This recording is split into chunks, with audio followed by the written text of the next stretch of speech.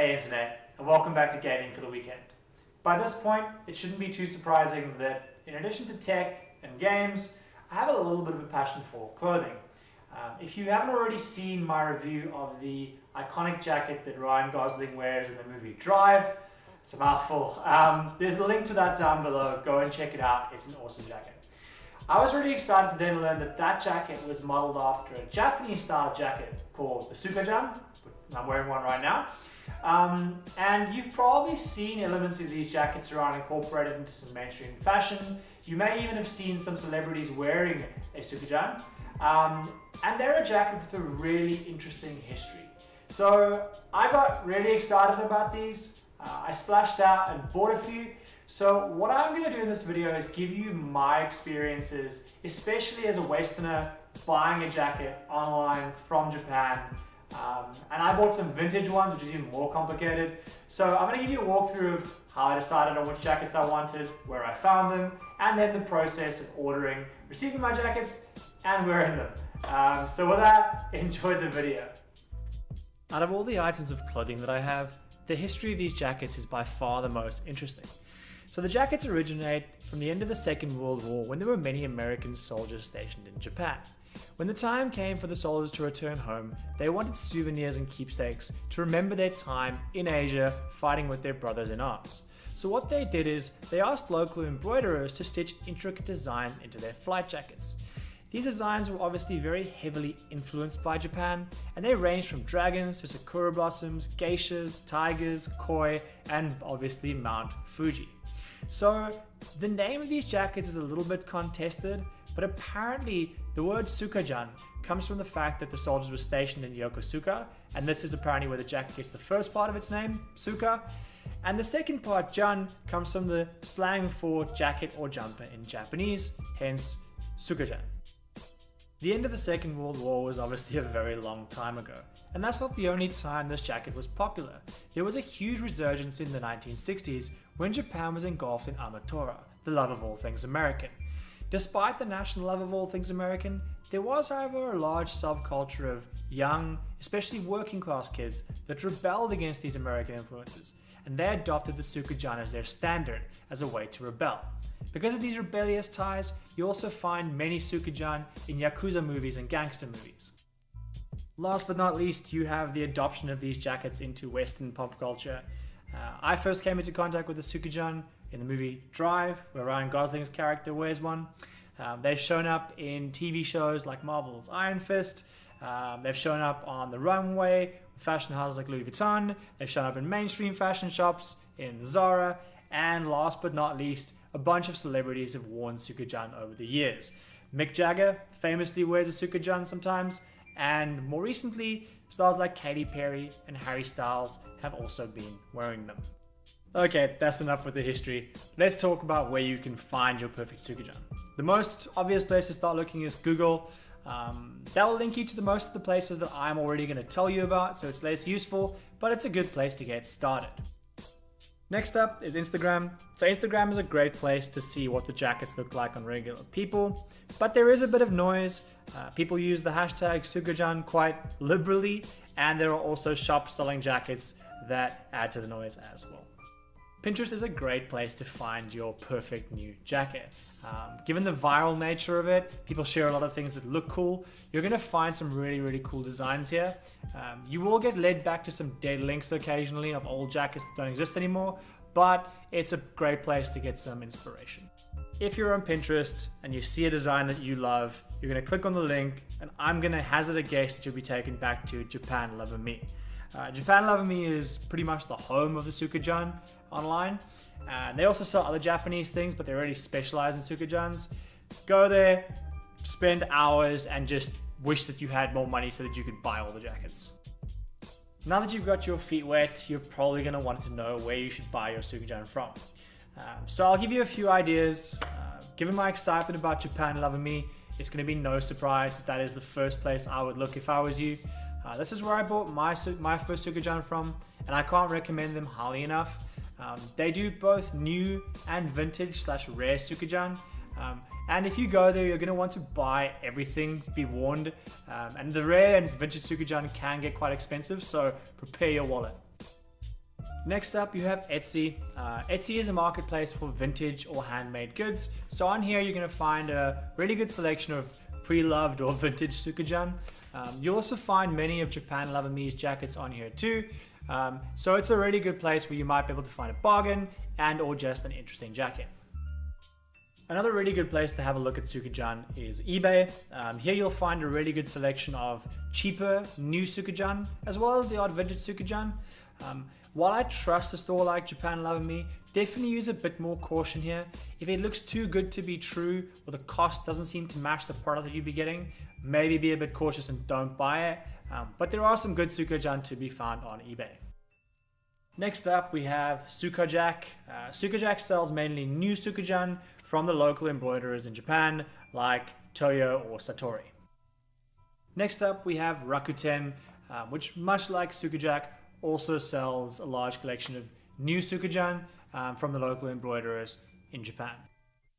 Last but not least, if you're lucky enough to go to Japan, you can buy Sukajan in most of the major cities. And if you want, Japan Lover Me do a great warehouse tour where they actually take you through all of their jackets and do things like sizings and fittings. It's really the Rolls Royce of Sukajan buying. So if you're lucky enough to be there, you should probably do that. Now onto the really important stuff, how to choose your Sukajan. I think a lot of this comes down to personal preference, but I think there are a few key things to think about when deciding on which Sukajan you choose.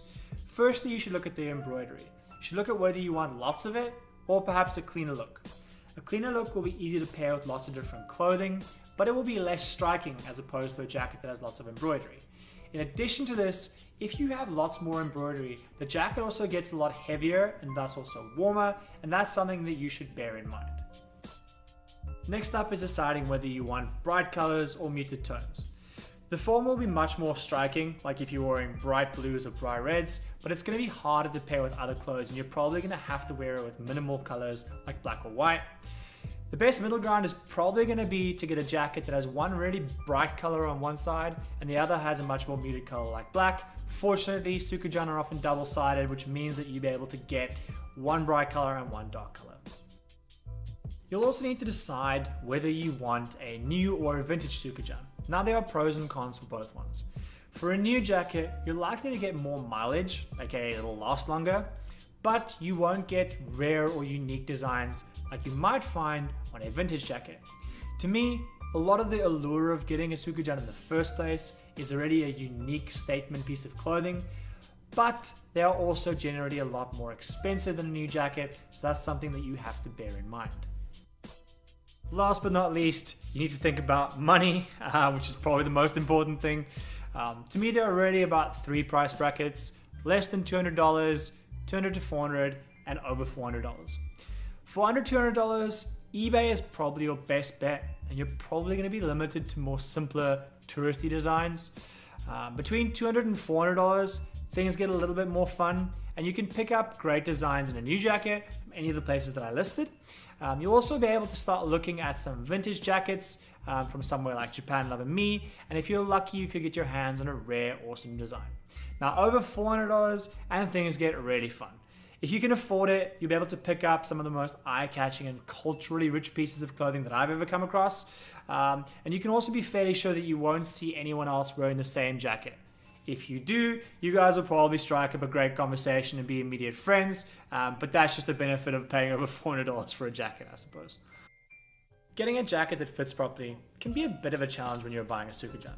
This is especially true if you're a Westerner buying a vintage jacket, and especially if it's online as well. Fortunately, most of the jackets come with measurements, so you can measure one of your own jackets or a hoodie and compare that to the Sukajan of your dreams. I generally err on the side of caution and get a jacket that's 2 to 3 centimeters bigger than the jacket or hoodie that you're measuring. That's because these jackets don't look bad when they're a tiny bit too big, but they don't look great when they're too small. In addition to this, if you have a lot of embroidery in a jacket, it makes them less stretchy, so they fit a lot like a leather jacket, and that's why you want to give that a little bit of room so that they're not too small. Speaking of embroidery, if you have a lot of it, just remember that it makes the jacket more heavy and warmer. One important thing to keep in mind is that for many Sukajan, especially the vintage ones, they're made for Asian body types. So this means that if you're a Westerner, you should abandon sizes like medium or large or extra large and only work on the measurements of the jacket that you're buying and the measurements of your own jacket. So use that to judge against your future Sukajan and you will be fine.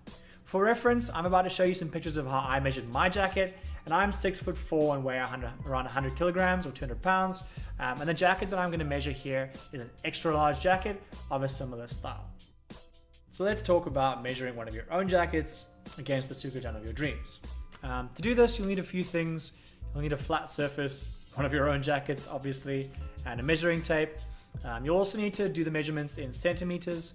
If you're in the US, it's okay. Just measure in inches and convert it on Google. You'll be fine. And we're going to do 4 key measurements. We're going to do length, width, the top of the sleeve, and the bottom of the sleeve. To get the length, what you want to do is lay the jacket flat. Measure from the top of the shoulder right next to the neck down to the bottom of the jacket.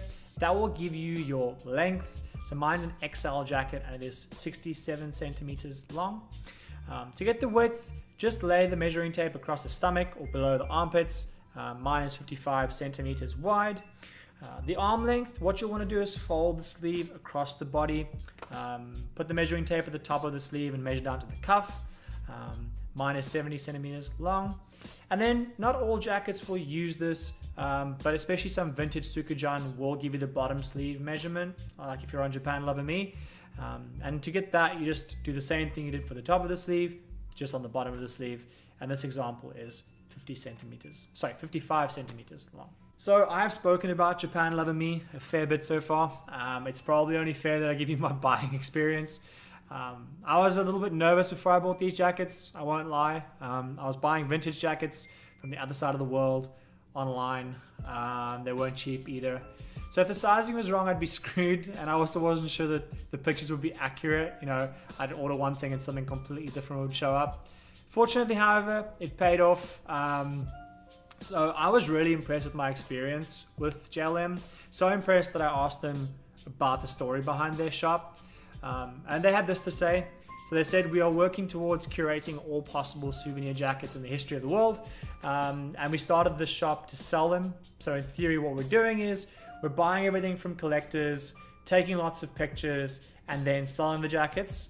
And we are curating all those pictures and putting them all over Pinterest, Instagram, Facebook, so the future generations can see these amazing pieces of art, which I thought was really cool. I'm sure they're making some money, but at the same time, I really love that idea because I have fallen in love with the artistry of these jackets myself.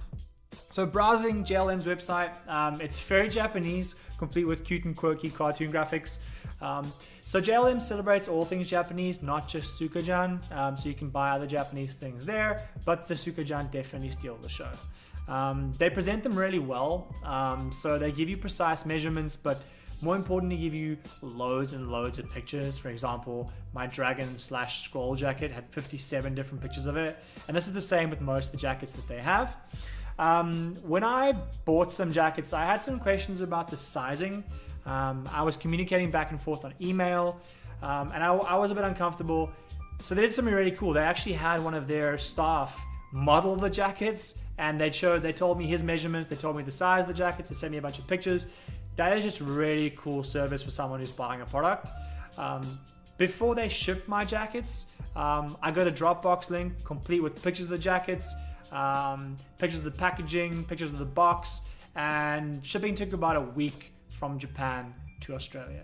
All in all, I was just really impressed with the experience. It's way better than, if I was buying something from a general online store. This was easily the most nervous and excited I've been about receiving a package in a very long time. This really could have gone either way when I opened this box. I definitely felt a bit better the moment I had the box in my hands because they had 2 massive straps around the end. It was covered in a layer of bubble wrap. Once I peeled off the bubble wrap, there was a layer of tape surrounding the edge of the box to secure it properly.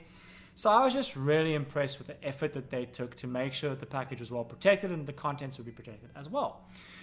The box itself has the same level of attention to detail where it looks really, really cool. They've got some really cool graphics on it, and so much so that I now use the box as my camera stand when I'm taking videos in my flat. The outside of the boxes isn't the only part that was really well wrapped. Once I eagerly got the boxes open, I found my new beloved jackets, and they were covered by yet another layer of bubble wrap. I think at this point I just need to take a moment to appreciate how JLM wrapped the hell out of these jackets. It's really 5-star treatment compared to how I would usually get clothes from an online retailer like ASOS. In addition to the jackets, there were some leaflets about Sukajan and JLM, as well as a few gifts because I double paid on postage and opted for a surprise rather than a refund.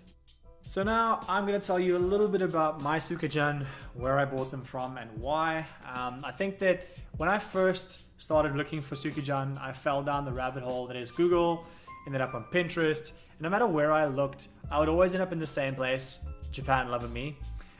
Their jackets just seem to have the best designs, seem to be more unique, and that's mostly because the jackets I was looking at were vintage. Like if I was on Pinterest and I found a really cool design, I would only find one possible place that I could buy that, and it was the only jacket on sale. Maybe it's just me, but I really love the idea of that.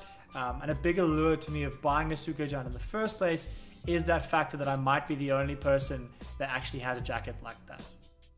So the first jacket, I really wanted some bright colors. I found this one that had the great wave of Kanagawa, as well as some really bright sakura blossoms. On the one side in blue and cream, and the other side it's red and has koi on it. Out of all the jackets that I have, if my girlfriend could steal one, it would be this one. And I'm sure she's gonna try and wear it, even though it's way too big for her. The next jacket that I got is the slightly gangster looking jacket that won me over because of the dragon on the front. It's just one of the coolest dragon designs I've seen in a really long time. Makes me think of the dragon from Dragon Ball Z. On the back it has a really cool phoenix as well. On the flip side, it has this crazy sort of Alice in Wonderland collection of animals mixed with what looks kind of like a Louis Vuitton monogram. I don't know if I'd wear that side of it too much, but it is still really cool. Next up is another dragon. This one's a little bit different in the sense that it has a lot of sakura blossoms all over it, and I love the color of them. The flip side of this jacket is arguably as good, if not better though. It's a really cool blue color, but it also has these really intricate scroll designs as well as some flowers.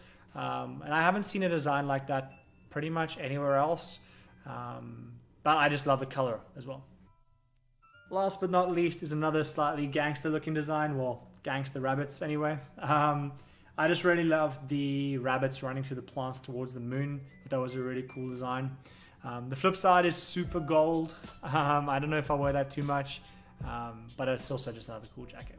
So as I said earlier in this video, I was a little bit worried when I got these jackets in the first place.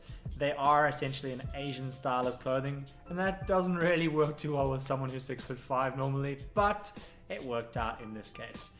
I'm really happy with my buying experience from JLM, and I'm also really happy with the jackets themselves. This is despite the fact that it's summer in Australia right now, which means it's way too hot to actually wear them, which makes me sad, but fortunately winter is coming, so I'll be able to wear them soon. To me, these jackets are wearable art and are both eye-catching and really rich in history, so they make for a fantastic conversation in addition to just being a really cool item of clothing. Especially if you get into the vintage Sukajan, they become really unique, and I think that that is a great way to go. So whether you love Japan or you simply want to look really ridiculously good, I think a Sukajan should definitely be part of your wardrobe. And if you have any questions about the jackets or my experiences, hit me up in the comments or send me a tweet. I'll be happy to answer them. If you enjoyed this video, please like it, share it, make it go as viral as you can. And as always, I'll speak to you soon.